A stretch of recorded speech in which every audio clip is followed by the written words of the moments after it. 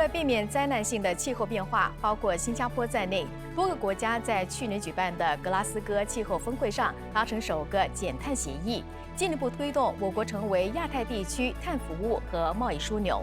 分析指出，随着缔约国对建立碳市场机制的合作和实施细则达成共识，除了能够刺激贸易，还能够提供去碳化的气候融资，预计能够为我国经济带来超过76亿元的总增值和创造新的就业机会。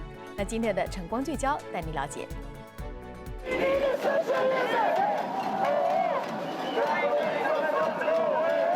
手持标语，高喊口号，数千名示威者在2021年11月聚集格拉斯哥气候峰会会场外，迫切呼吁各国把握最后机会，在2030年之前实现全球碳排放减半，将气温升幅限制在1.5摄氏度以内。而以减缓温室气体排放和促进可持续发展为目标的《巴黎协定》第6条，经历6年波折，最终在加时谈判和协商后签署的《格拉斯哥气候公约》下，首次敲定全球碳市场机制的合作细则。We must complete negotiations to operationalize global carbon markets. 尽管我国的碳排放仅占全球温室气体排放量的一小部分，但是提出的碳交易概念却在众多气候变化的讨论中脱颖而出。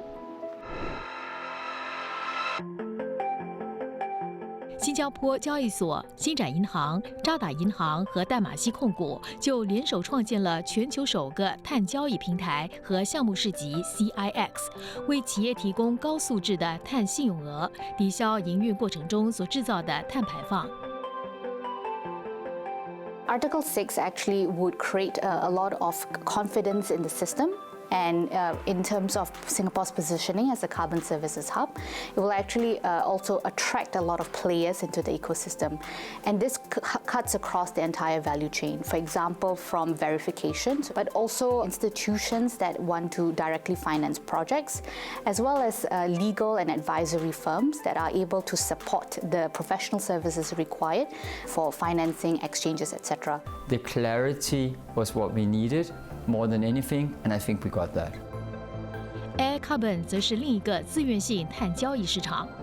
It basically is telling you that there will be a global carbon market, that you have the buy-in of 196 countries around the world, saying that carbon markets and carbon trading are an integral part of our battle with climate change. It's a loud endorsement in terms of what it is we were doing on a voluntary basis. 根据经济发展局，金融服务业是新加坡经济增长的最大动力。我国目前有70多家从事碳服务和碳交易的公司。经发局正在同新加坡企业发展局合作，共同拓展这个领域，希望在本地培训更多具备相关技能的人才，填补职位空缺。受访的分析师表示，随着投资者日益关注碳排放交易，自愿性碳交易市场需要及时跟上指导方针的步伐。Some people think that carbon credits are not particularly good because you offset, it means that companies or countries can still continue to emit and then they can just buy the credits. To some people, it feels like a cop-out. But it is not the case because when a project is set up under a particular set of rules, for instance in Article 6, that require the project developer to make sure that emissions reductions actually happen.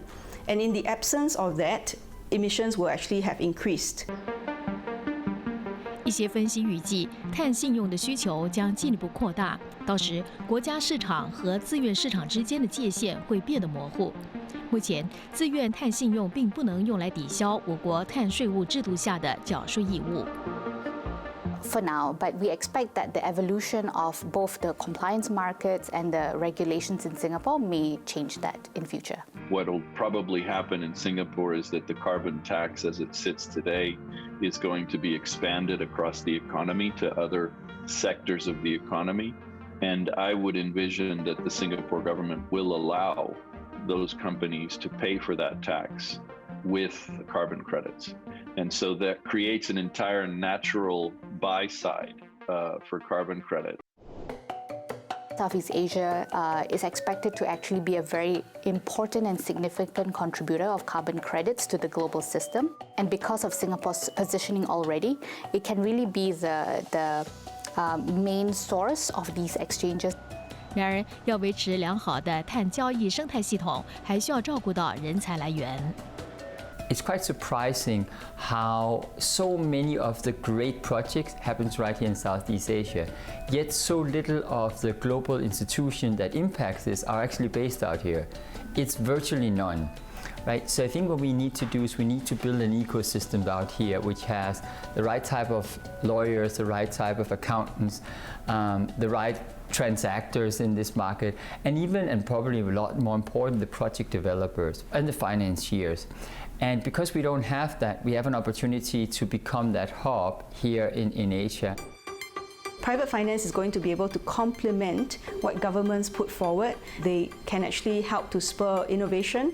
They can actually help to open up markets, not just carbon markets, but really ways in which that people can find innovative and sustainable ways to reduce their consumption and emissions. 作为一个地势不高的岛国城市，新加坡有将近1/3的地区海拔不到5米，气候变化可能造成的生存威胁近在眉睫。而采取实际的行动减少碳排放、遏制气温持续上升，或许是当前唯一能做的缓解之道。